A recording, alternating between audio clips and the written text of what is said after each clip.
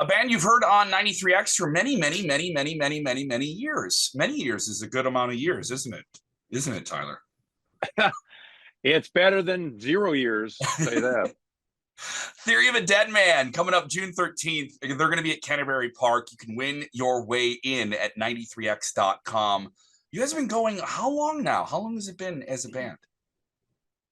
We've been touring since 2002, so 23 years of touring.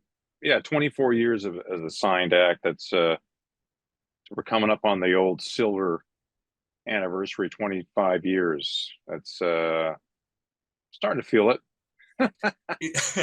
Is it feel it good or feel it bad, or are these moments you're like, wow, we've been doing, oh yeah, that, or like do you have like those epiphany moments where it like blooms to you like all of it at one time? Yeah, it's all the epiphany era is now. The whole oh my God, it's been that long.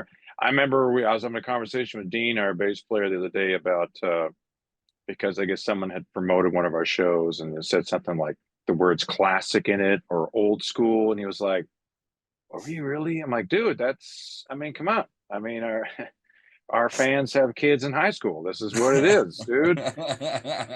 Time to reality bites, but it's all good because, it's amazing that we've been able to do it this long. And I remember we went and opened for Motley Crue in 2008 on a couple tours, and I was trying to calculate how old like Tommy Lee and Nikki Sixx were back in 2008, and they were in their 40s. I think Nikki was probably around 50, 49. I'm like, that's how old we are now.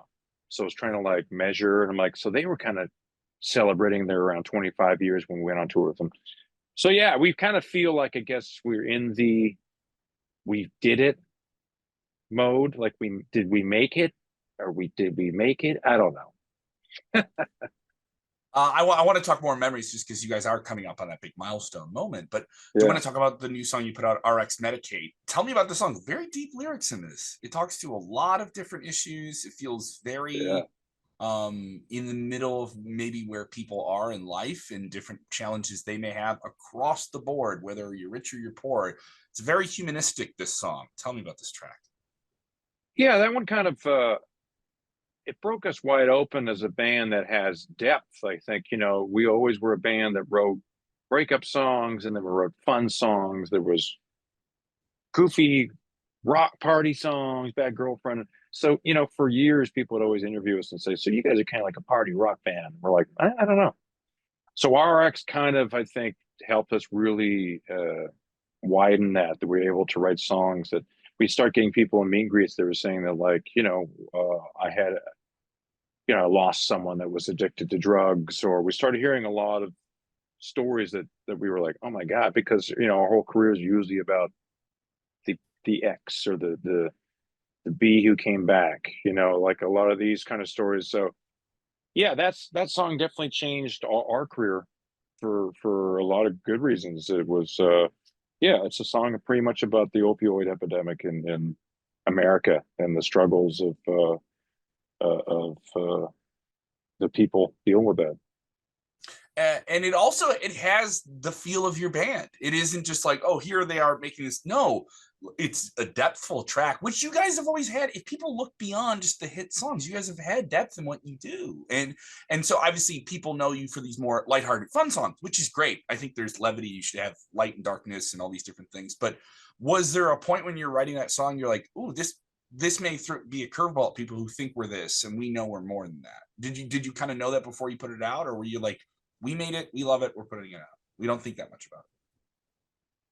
No, I definitely thought it, because that was definitely a complete change in the band sonically. We went and worked with a different producer, Martin Treffy, over in London, and a lot of the songs were more piano based. Like RX is almost like a country hip hop song. It Yeah. was Yeah. completely different than what we were doing, but also what was on the radio. I think a lot Mhm. of people heard the song, and that was our first single too. Like, I was a little unsure that you were going to come out with a song that had like this trip hop beat, with an acoustic guitar. I'm like, this is our first single. Is this kind of like, I don't know.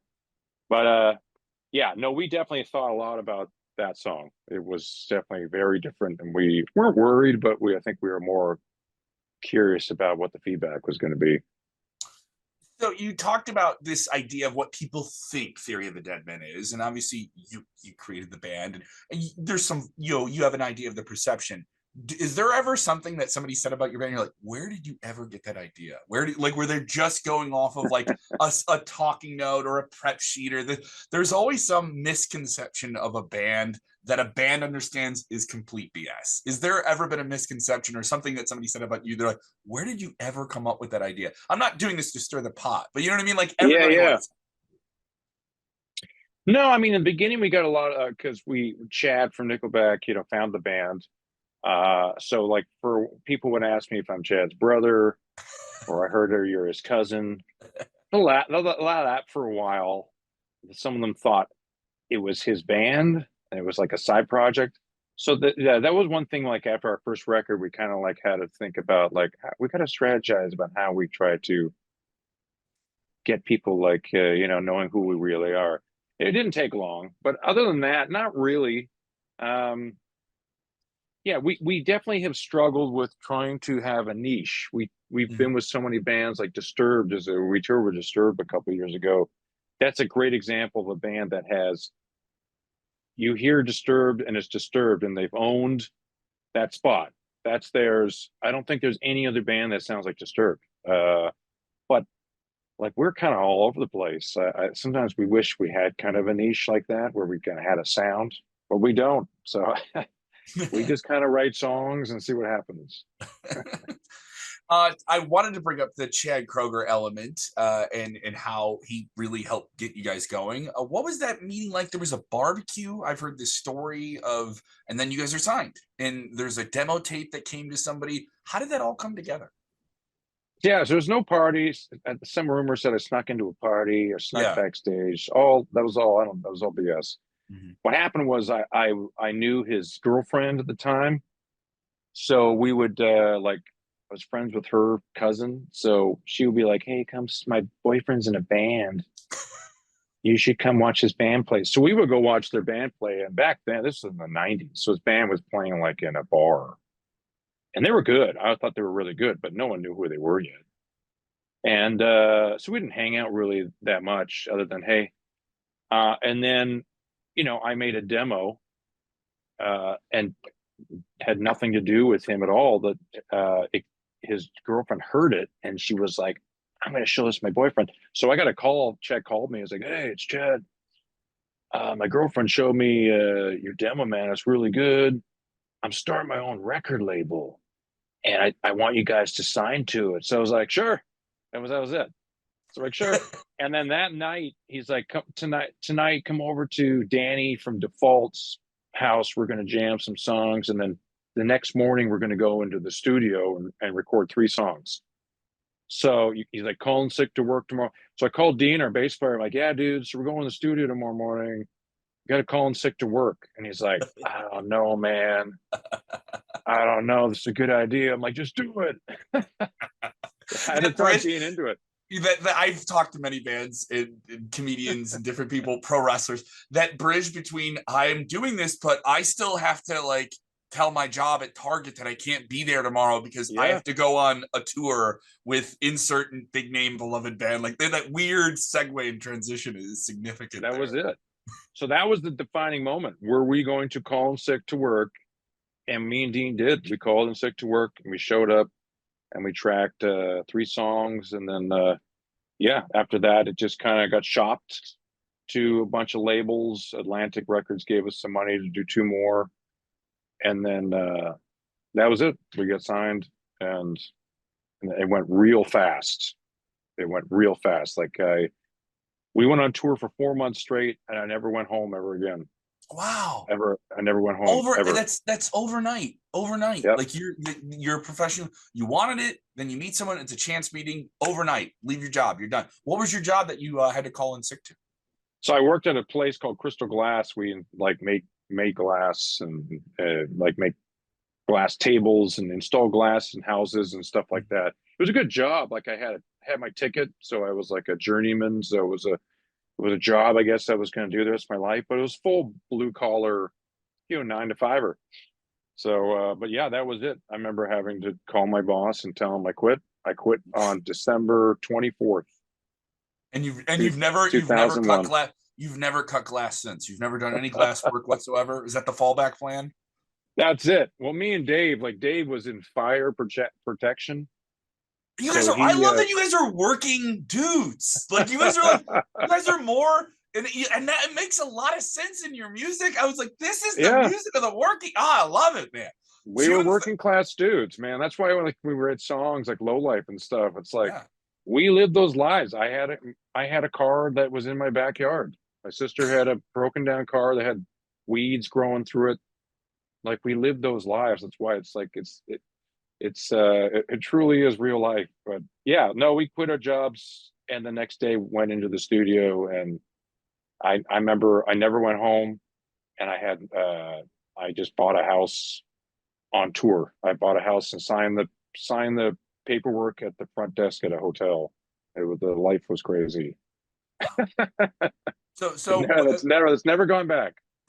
when the band's done, do you launch Theory of a Glass Man? Is that the name of the company? Like what are you gonna how are you gonna spin this to go like back into like glass and mirror work?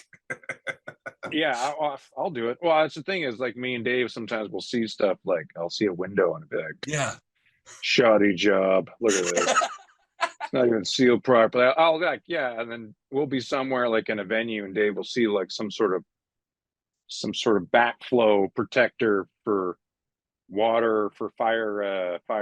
He's like, Dave will be like, see this right here, this lever. When this goes up, it sets the alarm off, and the fire department come. I'm like, that's cool. That's cool. Does he go by the fire extinguishers and like check the tag expired? Look at this. It's ridiculous. Yeah. Sometimes we'll be like waiting to go on stage, and we look at a see a fire extinguisher. I'm like, Dave, check that out. See if it's expired. June 13th, Canterbury Park. You can win your way in. 93x.com, a band that has been a part of 93x for so long. And I love getting some more insight and realizing how much more of a man you are. You have actual legitimate skills that I do not have. I don't think I'm allowed to operate scissors still to this day. So that's a different story. For everything 93x, go to 93x.com. Theory of a Deadman. Follow them on the socials. Thank you guys so much for the music, the years. Looking forward to it. It's going to be fun. Yeah. Well, one more thing. I don't know if you know, the very first show we ever played in the United States as Theory of a Deadman was in Minneapolis. No way. Yep. It was called the Conclave. It was at the Prince's Club, not the Quest Club. Remember the Quest Club? It's Vaguely. probably gone now. Yeah. It's probably gone. But it was opening for Def Leppard. And 93X would have been there, and that was our first show. There you go. We got roots with Minneapolis. There we go. There we go. When the Canucks play the Wild, maybe you guys come through and 100%. 100%, man. While I got you here, got to ask a good Canadian question. Who do you got in the cup? Who do you have in the cup? Oilers or Panthers? Edmonton Oilers. No. Yeah, well, I'm not an Edmonton Oilers fan, but now I have to go. It's country versus country now. Understood. So. I understand that. Yes, country before club. I've heard that before. Yeah. Theory of a Deadman coming up here June 13th, Canterbury Park. Once again, thank you guys so much for all the years, all the music, and everything to come. And we're gonna have a lot of fun here coming up on the 13th. Thanks, man. We'll see you then. Appreciate it. Thanks, God. Appreciate it, man. Have a good one. See you.